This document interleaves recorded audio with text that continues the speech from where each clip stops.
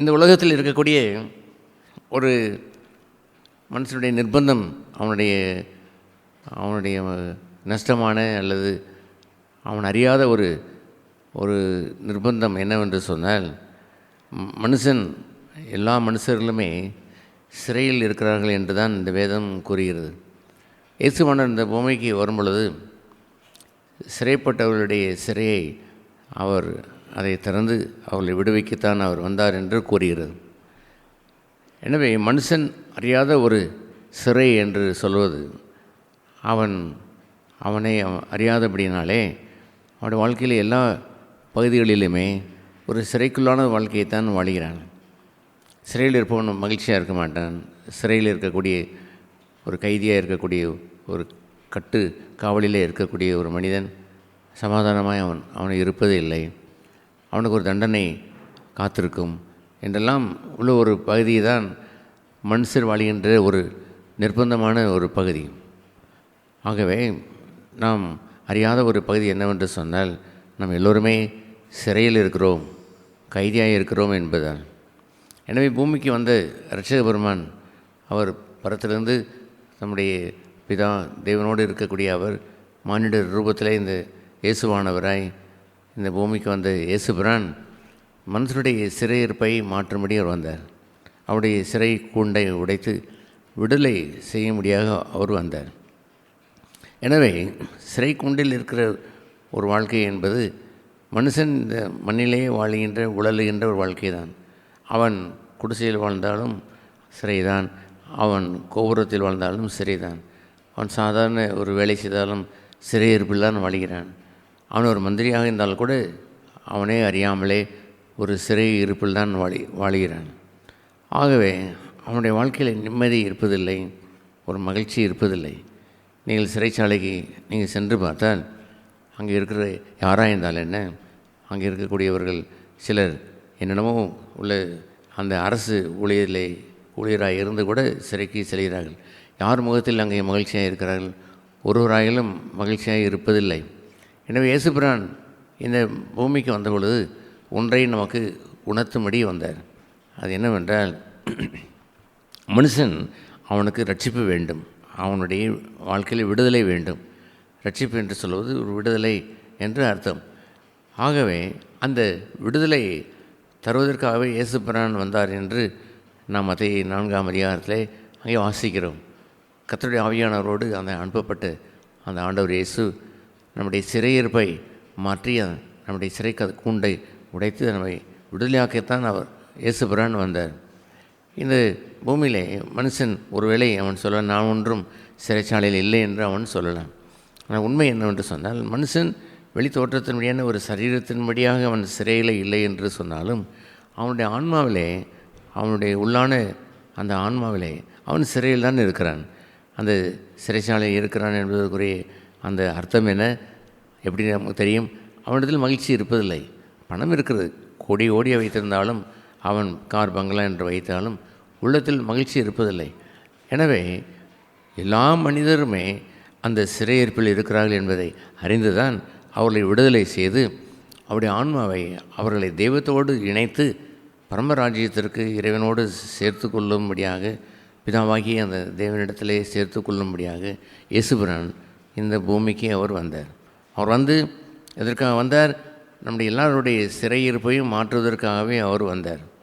இந்த யோவான் எழுதின சுவிசேஷம் அந்த 8ஆம் அதிகாரம் 30ஆம் வசனத்திலே 30, 31, 32, 33 வசனங்களிலே இவ்வாறு எழுதப்பட்டிருக்கிறது. அது என்னவென்றால், பாவம் செய்கிறவன் பாவத்திற்கு அடிமையாக இருக்கிறான் என்று தான் கூறுகிறது. 2 பகுதி சிறையிருப்பை உடையதாக இருக்கிறது. ஒன்று என்னவென்று சொன்னால், அவன் பாவம் செய்து பாவத்திற்கு அடிமையாக இருக்கிறான். இன்னொன்று என்னவென்றால், அவன் பாவியாக இருக்கிறபடினாலே அவன் அடிமையாக இருக்கிறான்.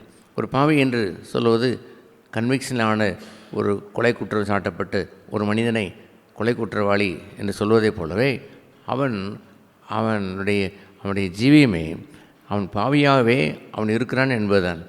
ஆகவே மானிடராகிய நாம் யாவருமே அறியாத ஒரு உண்மை என்னவென்று சொன்னால், தெய்வம் காட்டுகிற ஒரு உண்மை என்னவென்று சொன்னால், பாவம் செய்கிற யாராக இருந்தாலும் அது பாவம் அவனை சும்மா விடுவது இல்லை, அவனை தன் சிறையிருப்புக்குள் வைத்து கொள்கிறது. அவன் என்ன பாவங்கள் சிறு பிராயத்திலிருந்து அவன் பாவம் செய்யலாம் என்று இருந்தாலும் வாலிபத்தில் தான் அந்த கணக்கை தெய்வம் வைத்துக் கொள்கிறார். ஆகவே தான் உன் வாலிப நாட்களிலே சிருஷ்டிகரை நினை என்று எழுதியிருக்கிறது. ஏனென்றால் முழு மனதோடும் தன்னுடைய உணர்வு பூர்வமாய் விரும்பி செய்கின்ற ஒரு அந்த பாவங்களை செய்கிற ஒரு இடம் அந்த வாலிப பிராயம்தான். அதற்கு முன்பாக கூட இறைவன் சொல்லுவார், சிறு பிள்ளைகள் பரலோக ராஜ்யத்திற்கே ஒப்பாக இருக்கிறார் என்று சொல்லிவிடுவார். எனவே ஒரு வாலிபன் ஒரு பெண்மணி அல்லது அவர்கள் வரும்பொழுது விரும்பி செய்கிற ஒரு பாவத்திற்குரியவர்களாய் வந்து விடுகிறார்கள். நல்லவர்களாய் வாழ வேண்டும் என்று அவர்கள் தங்களுடைய வீட்டாருடைய அந்த கோட்பாடு, அவருடைய படிப்பு அறிந்த ஒரு வீடு அல்லது சிவிலைசேஷன் நாகரிகமான ஒரு வீடாக இருக்கும் பொழுது அவர்கள் வெளிப்பிரகாரமாய் அவர்கள் பெரிய பாவங்கள் செய்யாததை போல் தோன்றினாலும் அந்தரங்கத்திலே எல்லோரும் பாவம் செய்கிறார்கள். அவருடைய அந்தரங்க வாழ்க்கையிலே ஒருவரும் காணாத அந்த இடத்துல தெய்வத்தை அவர் மறுத்துவிட்டு தெய்வம் எங்கே பார்க்கிறார் என்று அவரை தள்ளி விட்டு தாங்களாகவே பாவம் செய்கிறார்கள். அவர்கள் பாவம் செய்ய வேண்டாம் என்று எண்ணினால் கூட பாவம் செய்கிறார்கள். அது ஏனென்றால் அவனே ஒரு பாவி தான். ஒரு பாவி, ஒரு கொலைகாரன் கொலைதான் செய்வான். ஒரு பேப்பரில் அங்கே அந்த ஒரு நியூஸை பார்த்த பொழுது ஒருவனை குறித்து எழுதியிருக்கிறது, அவன் 38 கொலைகளை அவன் செய்திருக்கிறான் என்று அவனை ஜெயிலிலே அவனை போடுகிறார்கள். அவன் பதில் சொல்கிறான், நான் முதல் கொலை செய்தேன், பின்பு 2வது கொலையை செய்தேன், பின்பு 3வது கொலையை செய்தேன், எல்லாம் காசுக்குத்தான் நான் வாங்கி கொலையை நான் செய்து பின்பு நான் கொலையாளியாகவே நான் மாறிவிட்டேன். நான் என்னுடைய சுவாபமே கொலை செய்கிற சுவாபமாய் மாறிவிட்டது. கொலை எனக்கு லேசான ஒன்றாய் மாறிவிட்டது. ஒரு வேசித்தனம் செய்கிறவன் அப்படித்தானே இருக்கிறான். அவன் வேசித்தனத்தில் உள்ளே பிரவேசிக்கிறான். தொடர்ந்து வேசித்தனம் என்று விபச்சாரத்தில் அவன் உள்ளே போகும் பொழுது அவன் விபச்சாரக்காரனாகவே மாறிவிடுகிறான். ஆகவே ஒரு மனுஷன் பாவம் செய்வது மாத்திரமல்ல, அவனே பாவியாகவும் மாறிவிடுகிறான் என்பது தான் சிறை கூண்டு. அந்த சிறை கூண்டிலிருந்து மனுஷர்களை விடுவிக்க வேண்டும் என்பதற்காகவே இயேசுபிரான் வந்தார். இந்த மாலை வேளையிலும் இதை கேட்கிற யாராக இருந்தாலும் கொஞ்சம் உங்களுடைய மனதை யோசித்து பார்த்து உங்களுடைய வாழ்க்கையை சீர்தூக்கி பாருங்களேன். நீங்கள் அப்பொழுது அறிந்து கொள்வீர்கள், நீங்கள் ஒரு சிறையில் இருக்கிறீர்கள், நீங்கள் ஒரு கொலையாளியாகவே அல்லது பாவியாகவே இருக்கிறீர்கள், நீங்கள் பாவம் செய்து அதற்கு அடிமைப்பட்டு இருக்கிறீர்கள், ஒரு சிறை கூண்டிலே இருக்கிறீர்கள் என்பதை நீங்கள் விளங்கிக் கொள்ள முடியும். ஒரு மனுஷன் தான் சிறைச்சாலையிலே சிறை கூண்டில் இருக்கிறேன் என்று அறிந்த பிறகுதான் அவன் தனக்கு விடுதலையை தேடுவான். அடடே, இந்த சிறை கூண்டிலிருந்து நான் விடுதலை பெற வேண்டுமே என்று அவன் விரும்புவான். அதுபோன்று சிறை கூண்டிலிருந்து விடுதலை ஆவதற்கு தெய்வம் வேறொரு வழியை இந்த பூமியிலே வைத்திருக்கவில்லை. தெய்வம் வைத்திருக்கிற ஒரே ஒரு வழி என்னவென்று சொன்னால், நம்மை தேடி வந்த இயேசுபெருமான். அந்த இயேசுபெருமான் நம்மை விடுதலை செய்வதற்கு, அந்த பாவத்திலிருந்து விடுதலை செய்வதற்கு ஒரு பெரிய ஒரு ரேன்சம் என்று சொல்வார்கள், மீட்கும் பொருள் என்று சொல்வார்கள். ஒரு மீட்கும் பொருளாய் மாறினார் என்று 1 தீமோத்தேயு அந்த 2ஆம் அதிகாரம் அங்கே நாம் வாசிக்கிறோம் 4ஆம் வசனத்திலே, எல்லா மனுஷரும் சிறைச்சாலையில் இருக்கிறபடினால் அவர்கள் எல்லா மனுஷரும் சிறையிலிருந்து விடுதலையாகி ரட்சிக்கப்படவும் எல்லோரும் சத்தியத்தை அறிகிற அறிவை அடையவும். இது கேட்க அருமையானவர்களே, எல்லா மனுஷரும் என்று சொல்வது ஒருவராகிலும் இதில் தப்புவதில்லை. எல்லோரும் பாவம் செய்து ஏகமாய் கெட்டுப்போனார்கள் என்று தான் வேதம் கூறுகிறது. ஆகவே நீங்கள் சொல்லலாம், நான் எல்லா மனுஷரும் என்ற இடத்தில் இல்லை, நான் ஒரு நல்லவன்தான் என்று எண்ணிக்கொள்ளாதீர்கள். எல்லா மனுஷரும் ஏகமாய் கெட்டுப்போய் எல்லா மனுஷருக்கும் அந்த விடுதலை, அந்த ரட்சிக்கப்பட்டு அந்த சிறைச்சாலை, அந்த கூண்டு அவிழ்க்கப்பட வேண்டும், அவன் விடுதலை ஆக வேண்டும். ஆகவே ஒரு மனுஷன் அவன் பாவத்திற்கு அடிமை என்று சொல்வது வேறு, அல்ல உலகத்திலே ஒரு அடிமை என்று சொல்வது வேறு. உலகத்தினுடைய அடிமை என்று சொல்வது யாராவது ஒருவர் வந்து அவனுக்காக கரையம் கொடுத்து அவனை விடுதலை செய்துவிட முடியும். ஆனால் தெய்வமும் இந்த பூமிக்கு வந்து நம்மை பாவத்திலிருந்து விடுதலை செய்து பரலோகத்திற்கு சேர்க்க வேண்டும் என்று விரும்புகிறார். ரட்சிப்பு விடுதலை என்று சொல்வது பூமியிலே கொண்ட விடுதலை என்று மாத்திரம் இருக்கும் என்று சொன்னால் தெய்வம் நம்மை தேடி வர வேண்டிய அவசியம் இல்லை. அவர் நம்மை ஆத்துமாவிலே நிரந்தரமாய் ஒரு விடுதலையை தந்து, அந்த ஆத்துமாவிலே ஒரு பாவ மன்னிப்பை அவர் தந்து, நித்திய ஜீவன் என்று சொல்லுகிற மாறிப்போகிற ஜீவன் அல்ல, ஒரு நாளில் மறிக்கப் போகிறோமே அந்த ஜீவன் அல்ல, நிரந்தரமாய் தெய்வத்தோடு வாழ்கின்ற ஒரு நித்திய ஜீவனை அவர் தர வேண்டும் என்பதற்காகவே இந்த பூமியிலே நம்ம எல்லோரையும் அவர் தேடி வந்தார்.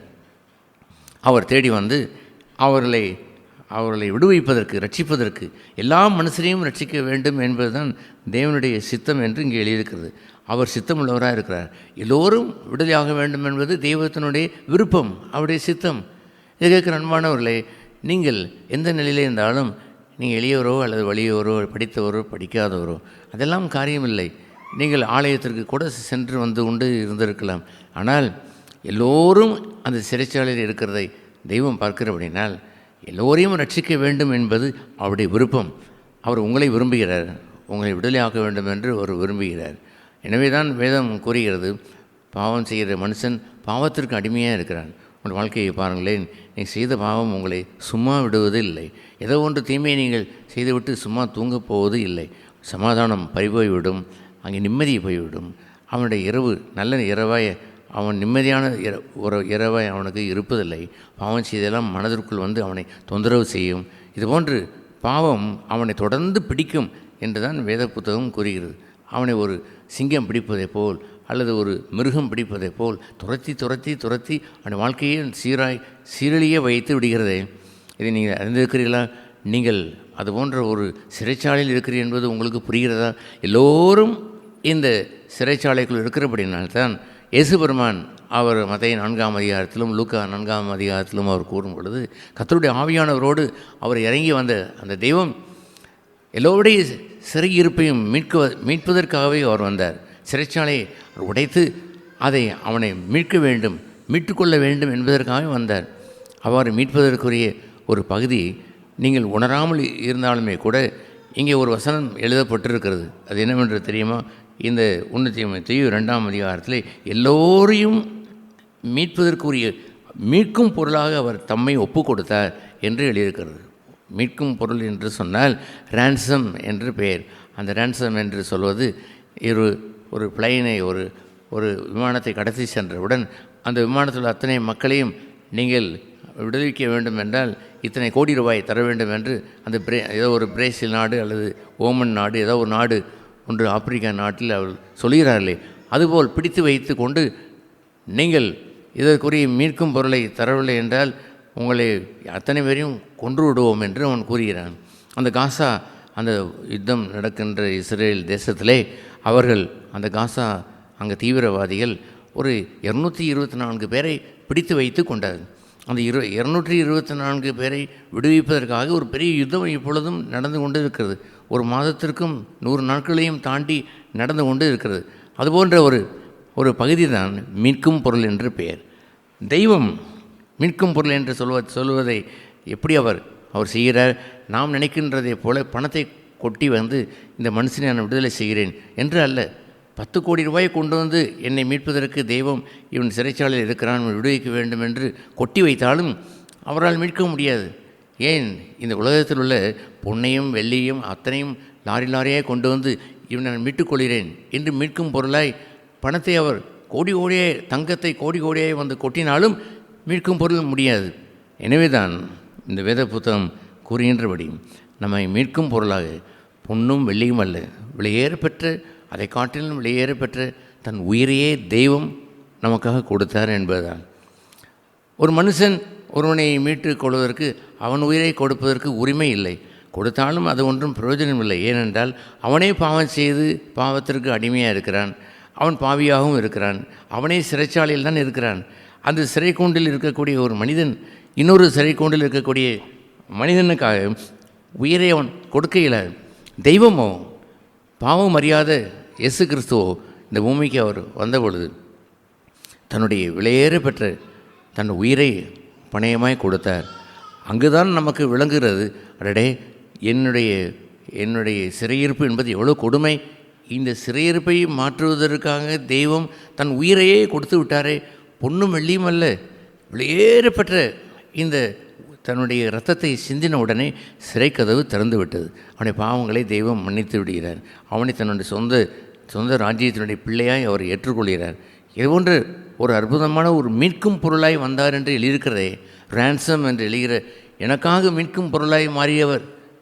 அல்லேலூயா. உலகம் அறியாத ஒரு மாபெரும் அதிசயம் உண்மை என்னவென்று சொன்னால், என்னை மீட்பதற்கு தெய்வம் தன்னையே ஒப்பு கொடுத்தார். தன்னையே மீட்கும் பொருளாக ஒப்பு கொடுத்தார். தன்னுடைய வெளியேற பெற்ற உயிரையே அவர் கொடுத்து என்னை மீட்டார் என்று எழுதியிருக்கிறது.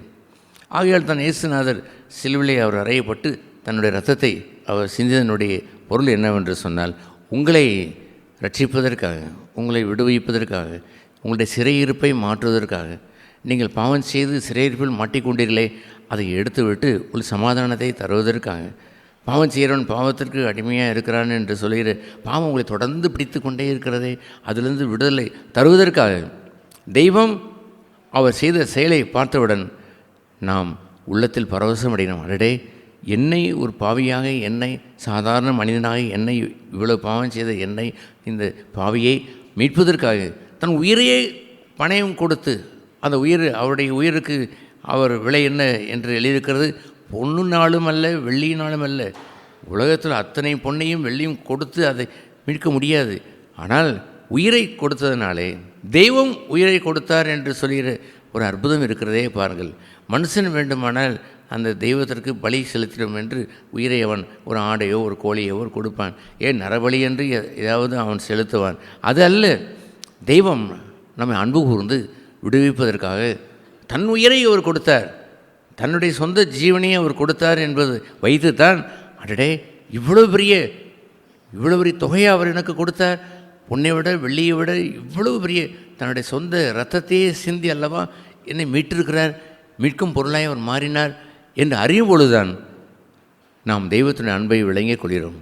நாம் பாவிகளாக இருக்கையில் கிறிஸ்து இயேசு நமக்காக மரித்தபடினாலே தேவன் தமது அன்பை விளங்க பண்ணினார் என்று எழுதியிருப்பதெல்லாம் இவ்வளவு பெரிய ஒரு மீட்கும் பொருளை தன் உயிரை கொடுத்து நம்மை மீட்டு கொண்டார். அதைத்தான் இயேசு பிரான் சிலுவையில் அறையப்பட்டதும் அவர் ரத்தம் சிந்தினதும் பின்பு நமக்கு மீட்கும் பொருளாய் தன் உயிரை கொடுத்த பிறகு அவர் 3ஆம் நாளில் உயிர் தெழுந்து ஜீவனுள்ளவராய் இன்றும் ஜீவிக்கிறவராய் அவர் மாறாத தெய்வமாக இருக்கிறபடினால் இன்றும் அவர் உயிரோடு இருக்கிறவராய் உயிர் தெழுந்து இருக்கிறார். இன்றும் எங்களுடைய ஜெபத்தை கேட்கிறார், எங்களுடைய கஷ்டங்களை அவர் பார்க்கிறார், எங்களை தொட்டு சுகமாக்குகிறார். எங்களுடைய விண்ணப்பங்கள் எதுவோ அதெல்லாம் கேட்டு பதில் தருகிறார். அதுபோன்ற அந்த அற்புதமான இந்த தெய்வம் என்னை மீட்பதற்கு, என் சிறையிருப்பை மாற்றுவதற்கு மீட்கும் பொருளாய் மாறினார் என்ற ஒரு ஆச்சரியமான ஒரு வாழ்க்கையை பார்க்கும் பொழுதுதான், அந்த வாக்கியத்தை நாம் வாசிக்கும் பொழுதுதான், அடடே, நான் விடுதலை ஆவது கண்டிப்பாக அவசியம்.